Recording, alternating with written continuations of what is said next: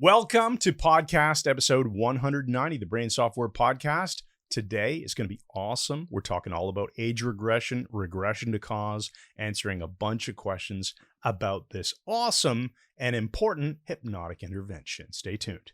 Disclaimer. This podcast contains very serious and useful information on regression in hypnosis. But sadly, it also contains references to Shoof and the Goofer, which may be deeply offensive to those who possess no sense of humor.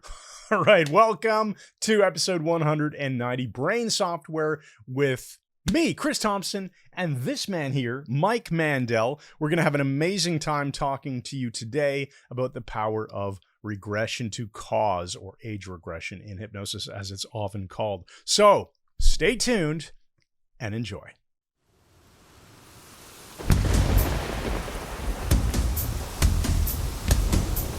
Hey, Scro, what's going down, dude?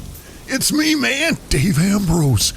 I'm just taking a break from teaching physics up in the 8th dimension, man. I've got to kill some time, so when you got a few extra minutes and a bit of privacy, it's the best possible time to start shoofing the goofer.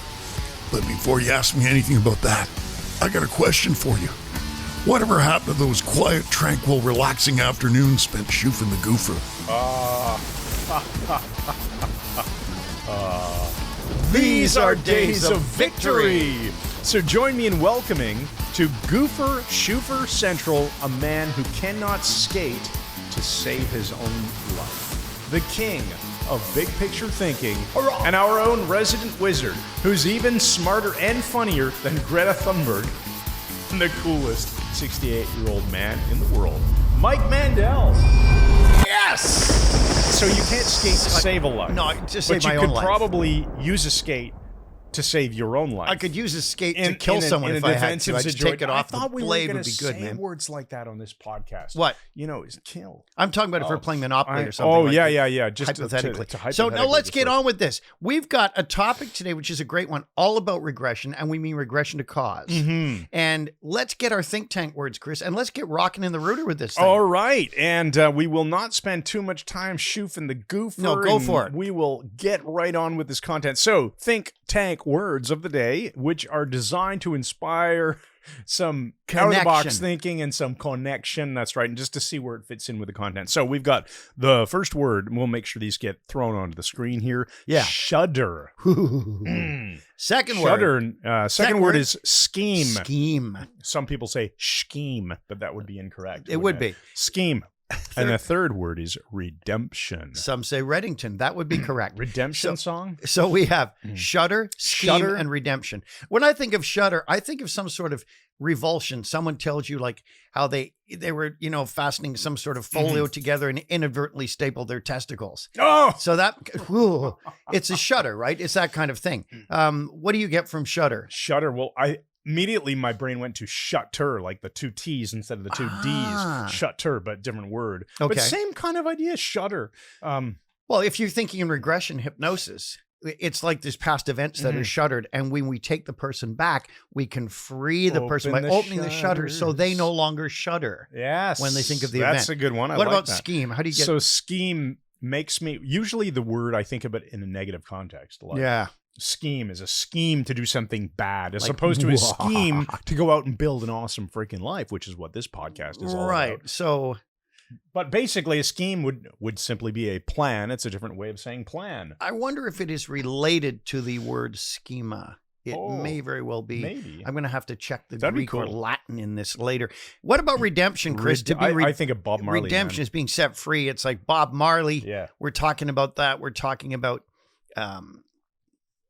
I think of the statue in Brazil, Cristo Redentor. We're redeemed, redemption.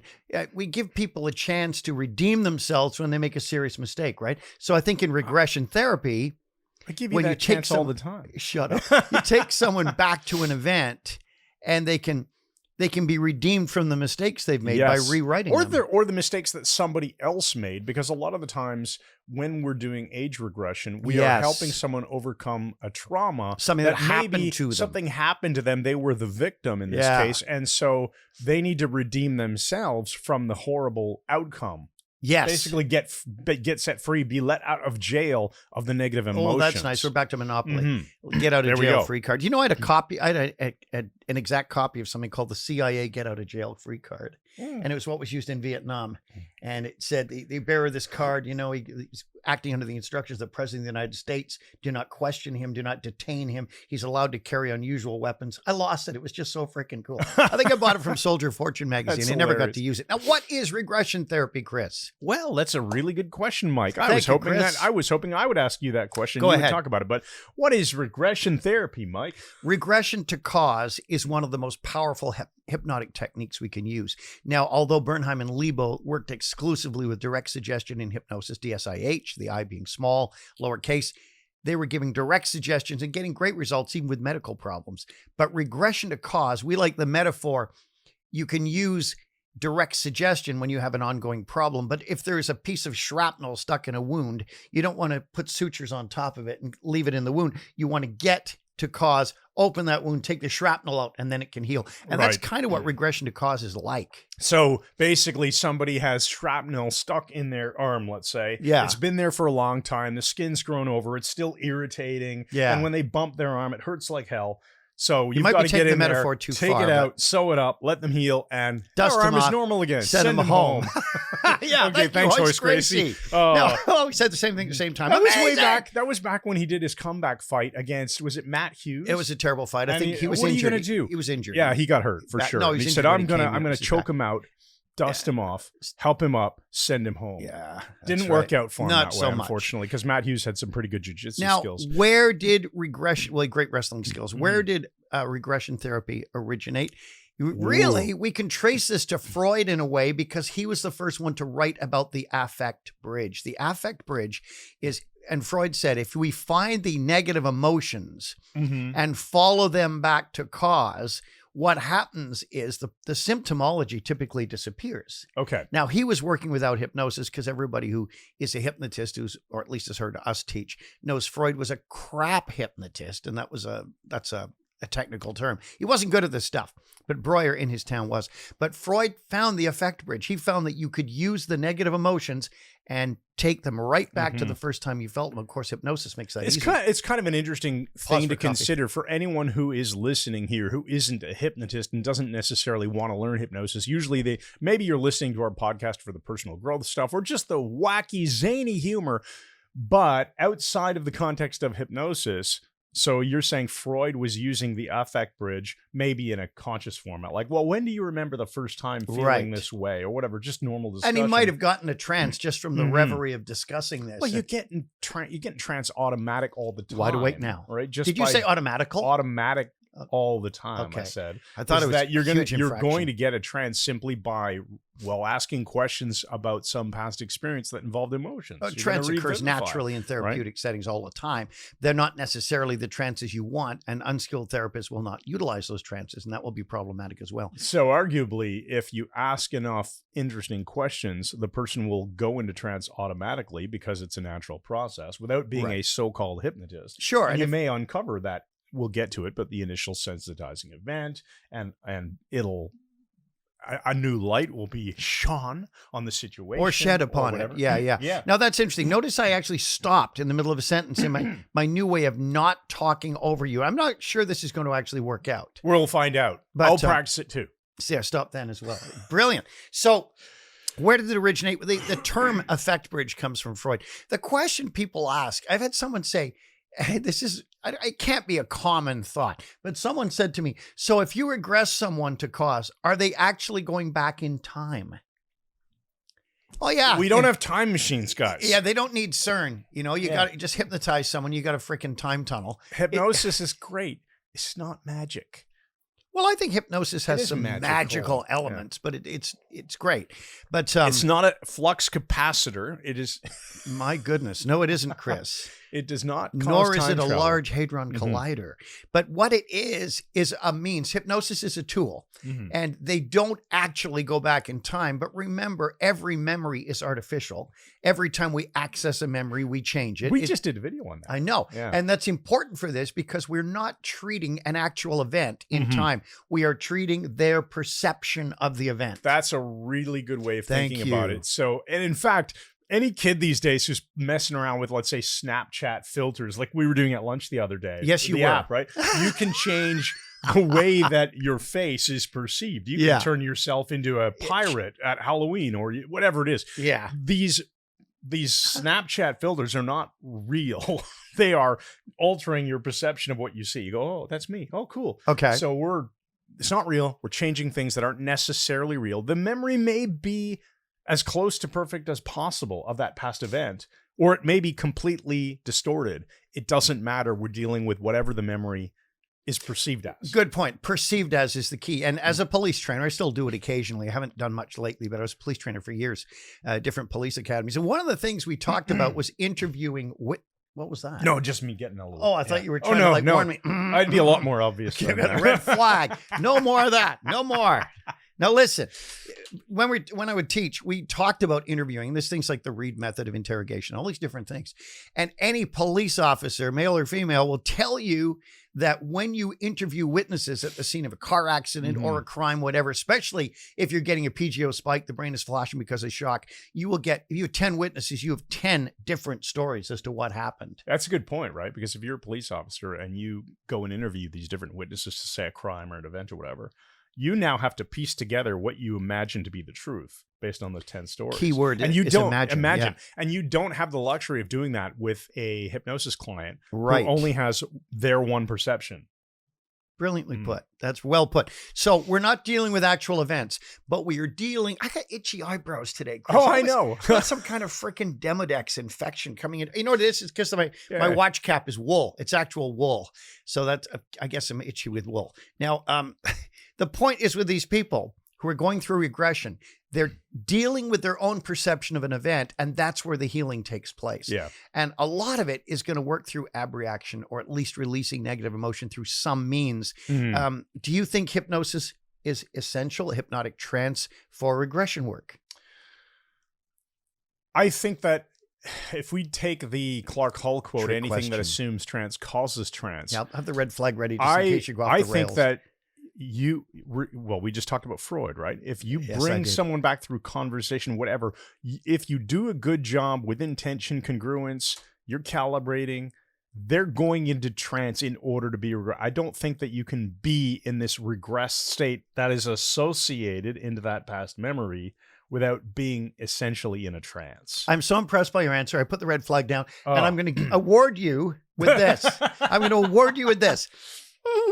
I brought the guinea pig laugh back. Okay. Now, yeah, it's going to happen anyway, but we believe, and again, these don't bother writing to us because we won't. It's just our opinion here. No. But we believe, based on between us, more than 60 years of hypnosis experience, a lot that more than that. You really do require a somnambulistic trance. Now, I know there's going to be the naysayers right away. Oh, there's no such thing, and my brother taught them. These are models. These are only models. We get all kinds of things by just saying, well, it's just a model, which is great.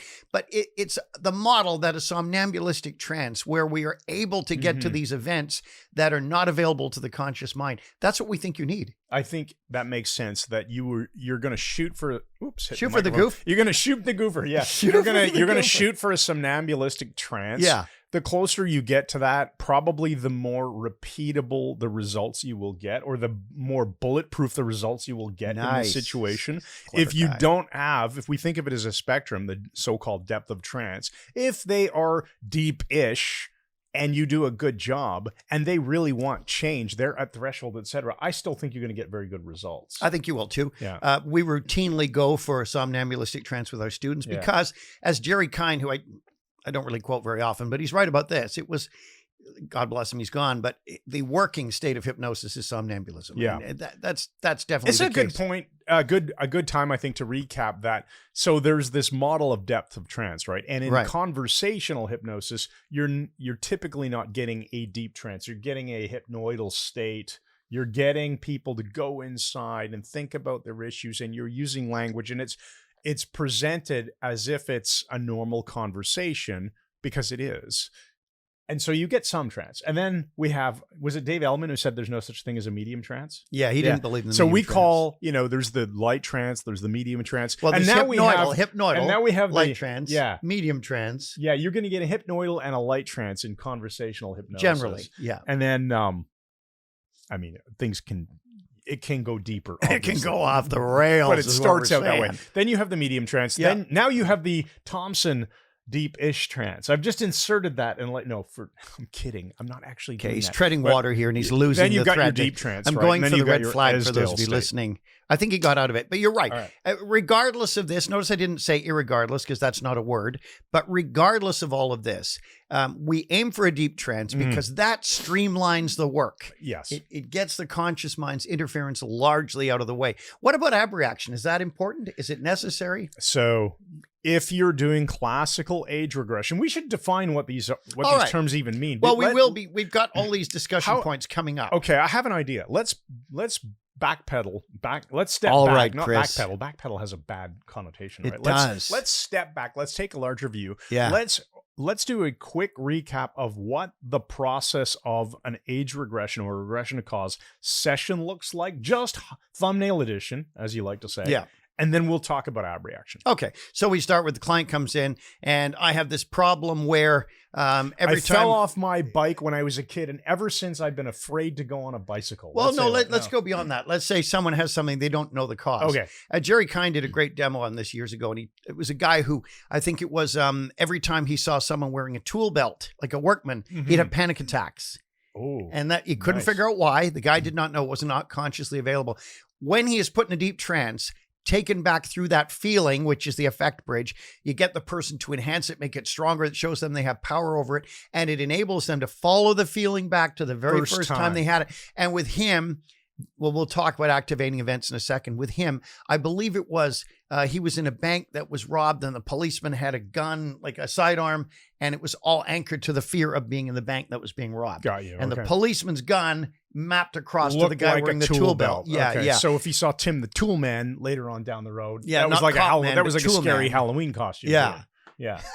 So the point is, when we take the person back, we have to get to something called the initial sensitizing event. And Ellman, if you read Ellman's stuff, he was one of the real fathers of regression therapy. He got it, after World War I, when they started using it, having people abreact to things they remembered consciously.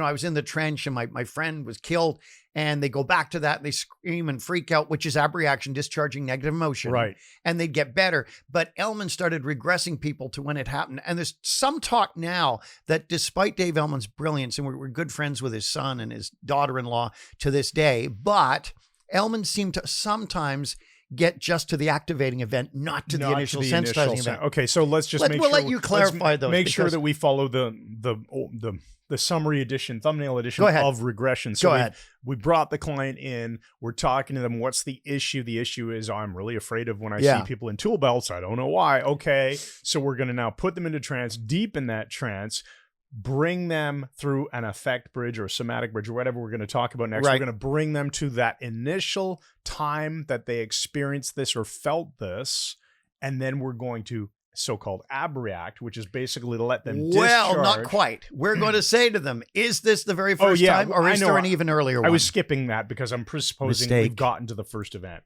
That's I'm a short now. solid This red is the flag. thumbnail edition, Mike. Yeah, don't We leave out the bring crucial them thing. back to the first time. So you go to your Once we doctor, know. it's a thumbnail edition. He doesn't bother connecting you to the frickin' paddles when you're having a Aren't heart we going attack. into a little bit more detail after the thumbnail No, edition? this is, right. we're just, yeah.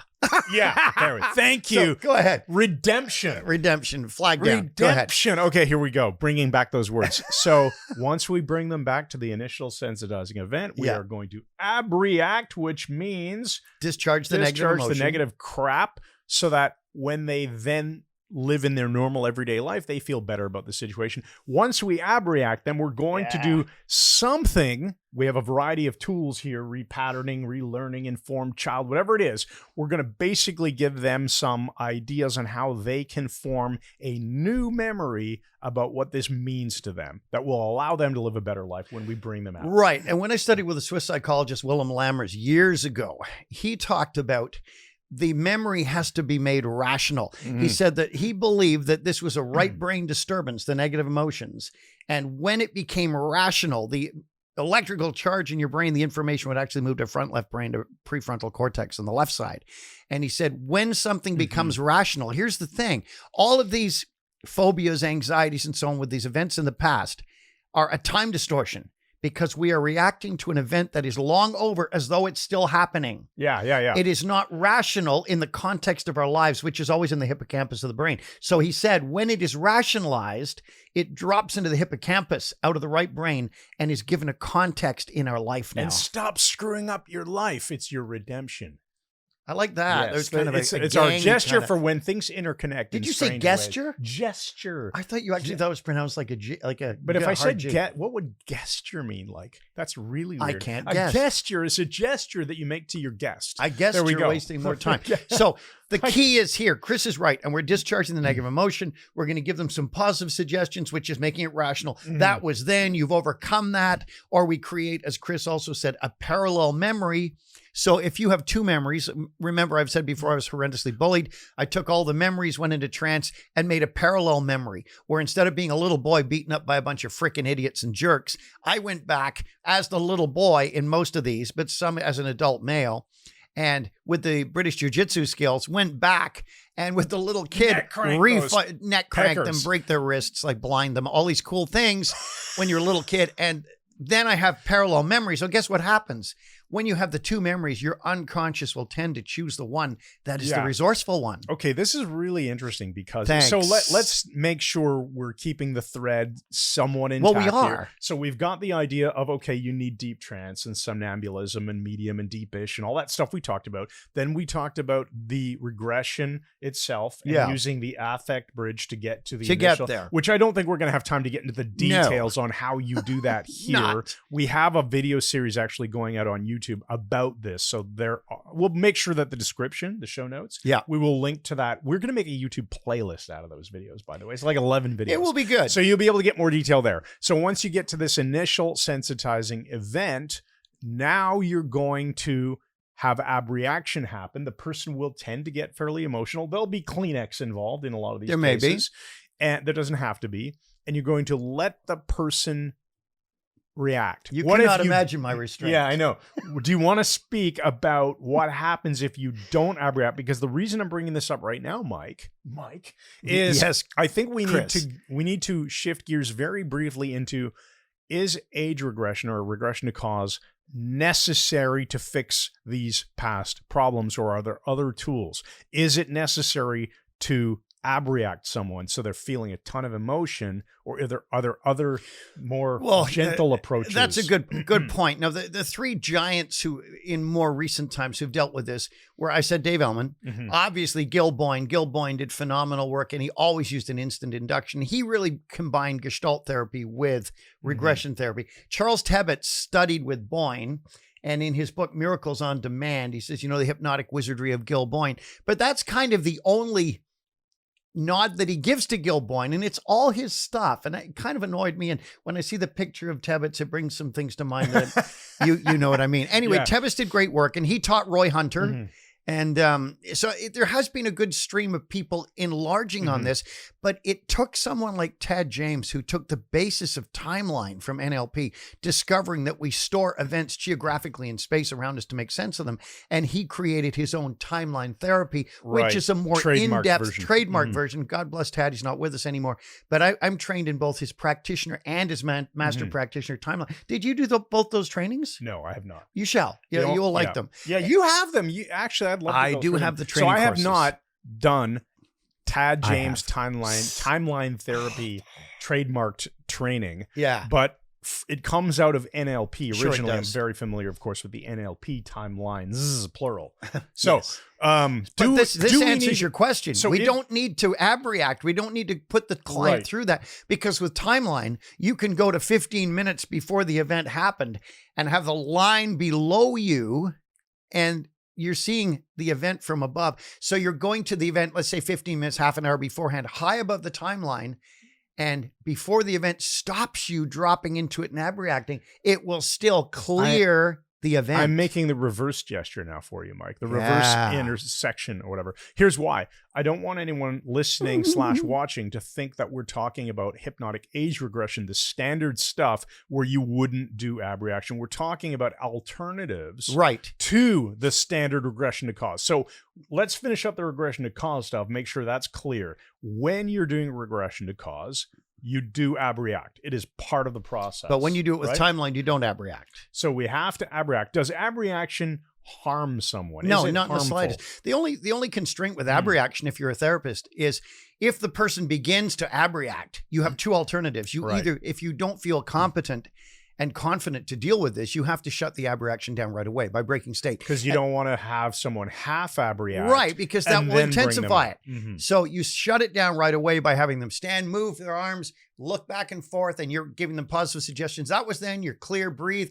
Or you can do Jerry Kind's wonderful line, the scene fades, tend to your breathing. That's it. So if you're doing hypnosis work with someone and an abreaction begins, if your intention is hypnotic age regression and you're getting the abreaction, see it through. Make sure it finishes. If you're not intending to have abreaction happen, you can either decide at that moment, okay, it's beginning, and I'll let it see it through. I'm going to pace this experience and lead them to a better place. And drain it all. Or you have to stop it before it starts. And you might, even a skilled therapist might choose to stop it as soon as it starts. And here's the reason. Let's suppose you're working on a bunch of stuff in a 1 hour, 90-minute session. I used to do 90-minute sessions, but let's say you're doing that and you're in the last 10 minutes of your session, you cleared all this stuff and you accidentally pop them into some event that starts abreaction. That's when you want to shut it down because you're not going to have time to clear it. You'd be booking another session to bring them back. That makes a lot of sense. So some perspectives on that. Okay, so wrapping up with regression, once we've done the induction, the deepening, the bring them back to the ISC. We won't have time to talk about somatic bridge versus affect bridge. Right. But again, in the links, you'll see our YouTube playlist on this. And then, of course, you're doing the abreaction. You're doing some sort of parallel memory, repatterning, relearning, informed child, something that will make them feel better when they come back to the present time and space. Yes. And then you're generally future pacing that the problem is now solved. But let's just add the one little thing needs to be dropped in here. There's also an activating event. Now, an activating event. Oh, yeah. We said we'd talk about is going to trigger the symptoms. And every time the person experiences the event again, like if they're scared of snakes, you take them back and you think you're at the initial sensitizing event because they saw a snake when they were a kid and they freaked out. And you say, is there an even earlier one? And they say, yes, it was a rubber snake my brother scared me with. That is the initial sensitizing event, the platform that the activating event used to create the phobia or the bad result. So you have to clear the initial sensitizing event, the activating event. If you clear those, you can give the suggestion that all the subsequent events fall apart and just implode. I think you don't have to get to all of them. I think the metaphor that we used in one of our YouTube videos on this was, imagine that you've got a lawn. I've got a nice backyard because I don't live in Toronto anymore. I live outside of the city. So I've got more land now. I'll send you the address. And the dandelions come in the spring. Well, if you just go and pluck that dandelion out of the grass, you know it's back in a matter of 2 or 3 weeks. It just grows. But if you get to the roots, it's gone. It ain't coming back. That's an unusual accent to switch to. I don't even know what it was. I don't know. I bet somebody will find it vaguely offensive. Who's going to find it offensive? I'm going to say, I don't care. I have superpower. So we got initial sensitizing event, activating event, and subsequent subsequent. Try and say that after 5 hits of acid. Event. Subsequent sensitizing events. He's only kidding about the 5 hits of acid, but because you wouldn't be able to do it if you had. Yeah. So, do these all events have to be cleared? And the answer is no. And I've got to say that with Ted James's timeline, which is really nice, once he's behind, or actually before the event started, before the initial sensitizing event, you can't have the negative emotions because you're back in time before it even happened. Yeah. And he says that wonderful line, and where are the negative emotions now? Or did they just disappear? Which linguistically makes no sense, but hypnotically it makes a hell of a lot of sense. Thank you, Tad.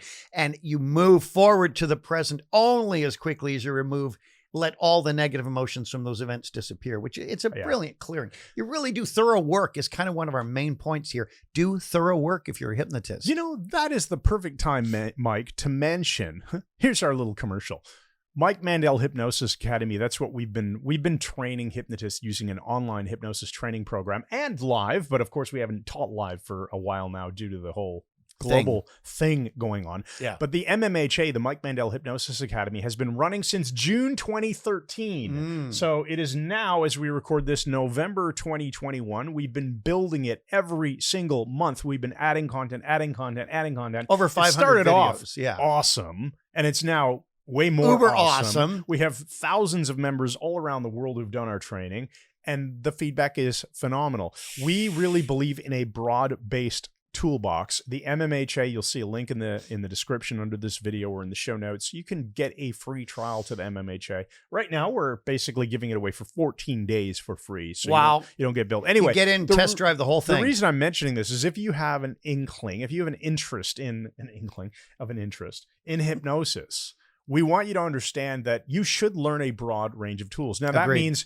you should study with great trainers, not necessarily only us. We are big fans of having our students study from a wide variety of people, which is why we bring in guest trainers. The best in the world. We bring in the guests that we want to learn from. That's why, in Toronto, we brought in guys like James Tripp and Melissa Anthony and Tears, Freddie Anthony and Freddie Jackman, wanna Michael C. Anthony. Yeah. It's just been phenomenal. Yeah, we brought in Carl Smith. You said Melissa Tears. We said the Jackwins. And then Said online, Tripp. we brought in Jason Lynette. We brought in Steve Rame. Steve Rame recently to talk about mind-bending language. We are bringing in Bob Burns by the time Bob Burns, yes. Not Robert Burns, the poet. And we brought in David Snyder. Let me just finish that. Don't leave out Snyder, though. This will be a past tense event. By the time this is published, it'll already be archived. We brought David Snyder. I'm not going to go on and on this. The reason I'm mentioning this is there are schools out there that really hone in on very specific methods. I'll give you two examples. There are schools that say, just read scripts of people. We think that's nonsense. You're not learning the foundational principles of hypnosis. If you want to learn the principles of conversation, you do it by having conversations with people, right? And hypnosis is like a conversation. There are other schools that very much hone in on things like you must always regress to cause. And we think regression to cause. We're dedicating a whole podcast to this. It's obviously important, but it is not the be-all, end-all of hypnotic work. Good grief. Learn a flexible set of tools. Go to trainers. We're good examples, but there are others who will give you flexible tools. And all the best trainers in the world. I mean, Igor Ledohovsky, we're actually friends with these people. These are people we have learned from because we think you never stop learning. I've been doing hypnosis since 1965 and I'm still learning. And I wanted to mention, we also had Ryan Montes. Who teaches the Krasner method of hypnosis. Yeah, he's also Toronto-ish. He's in Brampton, which is phenomenal. Yeah, I'm Toronto-ish now. So it's like deep-ish. Trance is in Toronto-ish residents. So here's the other thing I want to tell you. If you think about the trainers that show up at the conferences and make friendships with the other trainers and support each other, those are the people to learn from. You bet. The people who are in their own little islands. By the way, we used to be like that. We didn't, before we started going to the conferences, we had an attitude. Dicks. Oh, we had an attitude. We were dickish, these guys not dicks, are crap. dickish. There are a bunch of crap and there are a bunch of great. Find the great. Mind you, I'd only seen the crap trainers at that point. I'd seen some horrendously poor training. So there's a lot of people out there who do very good work, but they don't seem to show up to any of the conferences and they don't seem to make friends with other trainers in the community, which I think is problematic. I think you're getting better value from people who know and support the other awesome people. Of course, Chris, because if you think that your way is the only way, and I can think of two trainers right off the top of my head, they don't go to the conferences. You're right. I think there's a huge ego thing. We're not naming names, so there's no problem. It's a huge ego thing that if you're so on, you got to just do my system and you got to pay to do my system, nothing else. And this is the best. If you're not confident enough that other people can determine that your stuff is good, there's something wrong here. We're not going to say that we provide the best hypnosis training in the world. We're not going to say that. We want you to find that out for yourself. I also think it's worth bringing up a point Scott Sandlin brings up when he's talking about hypnosis. A lot of the time, Scott Sandlin, for those of you who don't know, he is the co-founder of the HypnoThoughts Live conference along with Richard Clark, who I think is now sort of into retirement land. He's not really involved in the conference anymore. I thought he passed away. He didn't? Richard's a great guy. Oh, he is. He's hilarious. So Scott, though, is the one who often says, with hypnosis, it's been around a long time. There's almost nothing new in the field of hypnosis anymore. There are, I think back to, say, things like learning thermodynamics in my second year of engineering school. There's nothing new in the field of thermodynamics. In that textbook, though, there maybe the author teaches it very well, or the professor who I'm sitting in front of is teaching it in a very skilled manner. Yeah. But he's not claiming to have invented like a fourth law of thermodynamics or something, right? But you get that in hypnosis. And you'll get that sometimes in hypnosis. It's fine to package stuff and say, oh, this is the Mandel method of whatever it is. But you're not claiming that you've invented some new stuff. You're generally just teaching a framework that seems to make the concept easier or sure, it's how better you present to learn. it. Do you know a field that another scientific field? Serious, I'm doing the hand, so I'm not dicking around. Although it's hard not to. Do you know another field that is considered to be a closed field? Oh, what? Optics. Oh, Isn't that interesting? yeah. Well, optics, of course, you know how light moves and how it bends and how it refracts and diffracts and wavelengths. Yeah. Wavelengths are basically. Well, hypnosis is the same. There's not really much new, although our mindscaping and lensing and all of these things use existing principles. Yeah. We're not discovering something brand new, like this Sickort state nonsense people were talking about. Gil Boyne was there and saw it all. He said it was the same person all the time. He said, we won't even get into that. All we just have, though. So let's just say, Chris, it's time now for a special report. Yeah, how are you tonight? Thanks again. It's your old pal Brado reporting you from Meaford, Ontario with today's hypnosis report. Well, it's pretty well winter here already, and the snow started coming off Georgian Bay and that. Anyway, I was out in the truck the other day for my side hustle, which is plowing snow and that. And it's a job I hate doing, but I haven't had a hypnosis client in about 3 weeks, and I need the cash for donuts and coffee and that. So I get in the truck, attempt to start the pecker, but the engine won't turn over, and the sickening thing's bitched again. So I wander over to Eddard's place to get some help. It turned out he had company. And there was this guy sitting in the living room, and he had that look about him. You know, if you ever met Eddard, you'd think he might be a dick just by looking at him. Well, this was Eddard's cousin. At first glance, I just knew he was a card-carrying professional dick. He just had that look. I mean, if you looked at this guy for about 5 seconds, you'd know he spends every spare minute just sneaking off somewhere private so he can shoot the goofer. So Eddard introduces me. It turns out his cousin's name is Duder. Duder. It was so weird. I had to get him to spell it. D-O-O-T-E-R. First, I thought it might be a surname, but he said no. So I asked if it was a nickname or short for something. Turns out it's his actual effing name. So Eddard is so fascinated by all this family crap, he gets Duder to tell his story. It turns out his mother was crazy about The Wizard of Oz and watched it every Sunday night on VHS tape right after watching Bonanza. Well, she always wanted a daughter so she could name her Dorothy and have her sing over the rainbow. So when the doctor said she was going to have a kid, she assumed it was going to be a girl and never went for the ultrasound to confirm her hopes and that. So the baby's born and he's not a girl, so she decides to name him the male equivalent of Dorothy. Thing is, there's no such male equivalent name, so she makes up the closest match she can think of, names the dick Duder, and she figured the name would help her get him to like the Wizard of Oz and the effing Scarecrow and the Lion and the robot guy and that. But it didn't work. In fact, had the exact opposite effect, and Duder hates the frickin' film. He said he stopped watching it once he turned 22 and realized it wasn't a documentary, which says everything you need to know about him. So anyway, I changed the subject away from all this super fascinating family stuff and explained there's more snow coming, my truck won't start, and I mentioned that Duder's a dick and that, but he's so stupid he makes Eddard seem like Alfred Einstein by comparison, and here's what he told me to do. He said, go buy a bunch of AA alkaline batteries. I'm supposed to take the batteries and put them under the passenger seat side in the cab of my truck, and they'd somehow contribute power to get the engine turning again. It was totally serious, which is way scarier than the Wicked Witch of the West and that. So I've given up on going over to Eddard's place, at least until Duder's gone back to Oz, because I can't get the truck going. I'm just going to wait in that until I get more hypnosis clients, and then maybe I'll have some cash and I'll buy some coffee and Timbits for when I'm watching hockey. Besides, I hate plowing snow. So thanks once again. This has been your old pal Brado, bringing you the hypnosis report from Hypno North, Meaford, Ontario, and that. All right, we're back, and let's just wrap up this discussion.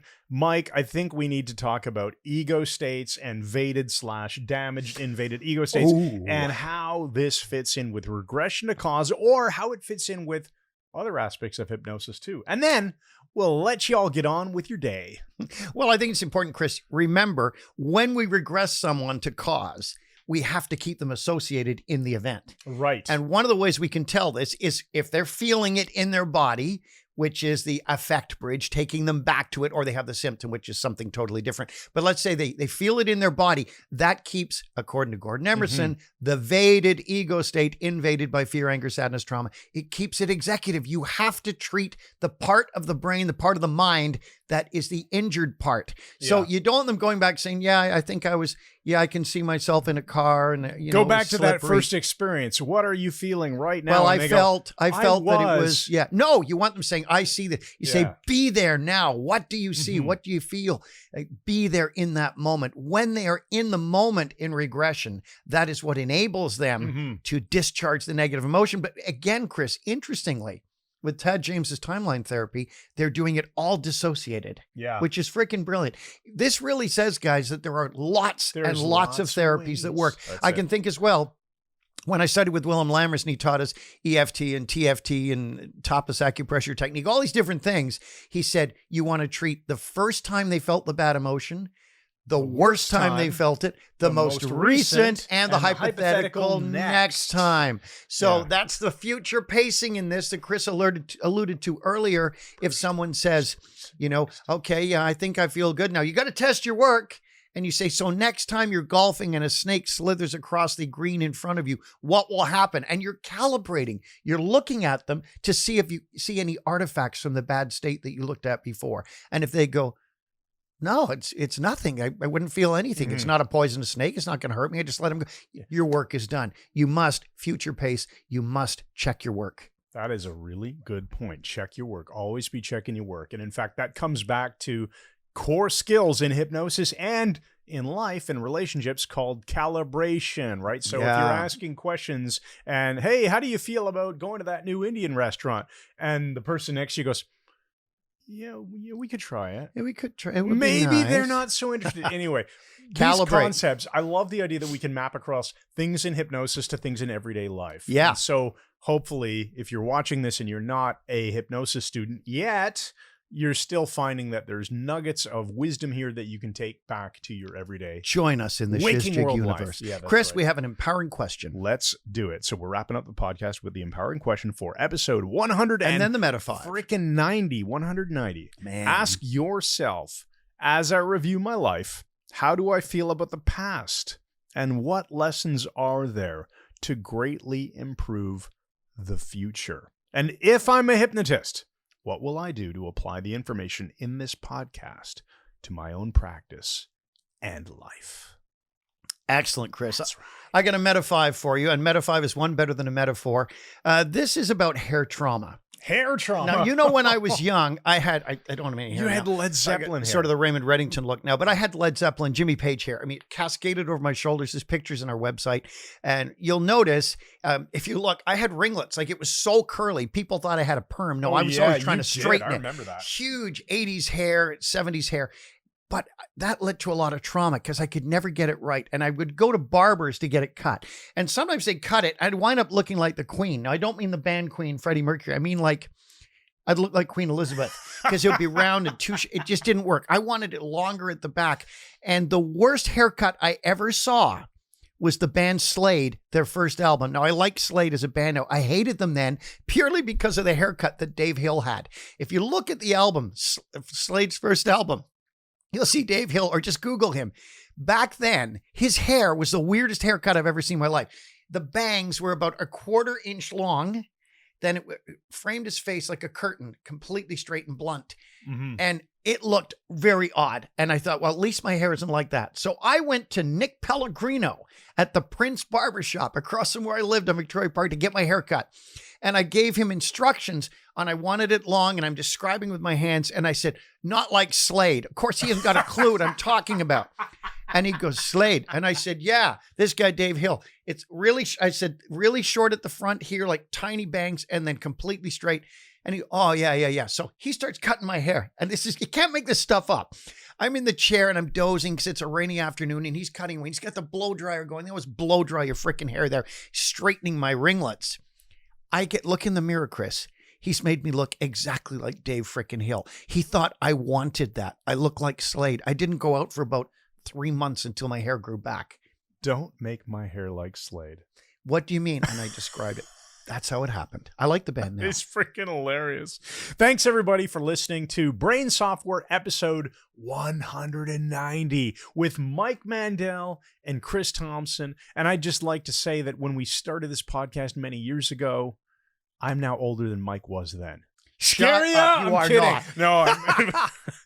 So I hope you enjoyed this. We're going to keep it coming. If you're watching this on YouTube, please drop a comment under the video. And point out the bricks or hit the the right way up. subscribe button. Yes, somebody emailed us or commented and said, this is, by the way, not a real background. It's it is a real background. Not a real brick wall. Yeah. It's a background. Somebody pointed out that we had this upside down. We fixed it for you. And immediately we like it better. It looks like a real brick wall We want now. to thank you for that comment, but leave a comment under this video under YouTube. Subscribe to our channel. Ring that bell when you subscribe after you subscribe to YouTube, and make sure you check out the show notes. You'll find them on our website under the podcast tab for episode 190. Mike always writes the show notes. They're fantastic. The description of this YouTube video will have links as well to the Mike Mandel Hypnosis Academy if you do want to study hypnosis and you're interested in studying with us, because it's fun and awesome. Yeah. 14-day free trial to the Mike Mandel Hypnosis Academy. So with that, thanks again, and Good night. Hey, Chris, I got another haircut thing to tell you. Uh-oh. I used to, when my hair was really long, I used to go to the beauty box. That's what it was called. I don't know if it exists anymore. I bet it was. It was around Queen and Richmond or something, Queen and Bathurst. And it was upstairs overlooking the street. And the girl, Jennifer, beautiful woman, used to cut my hair. And I'd sit there and it would be nice and warm and cozy in the dryer and stuff. And one day she's cutting my hair and she did a good job. She made it long and luxurious. Not like Slade. Not like Slade, although I do like the band. So she's cutting away. And then she sets the scissors down, and without saying a word, she just walks away. So I'm sitting there looking out the window at the rain and just sort of enjoying the rain and feeling comfy. And she doesn't come back. And like 5 minutes passes. So where is she? Another 5 minutes pass. And I yelled, Jennifer, no answer. Jen, no answer. So I got out of the chair, still got the cape thing around me. It was black. I walked down the hall. Jennifer, no answer. And there's a room with a curtain across the doorway.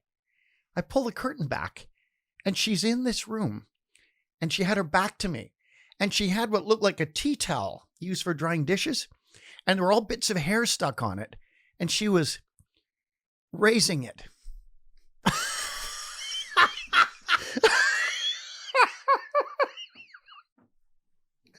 Oh, fantastic.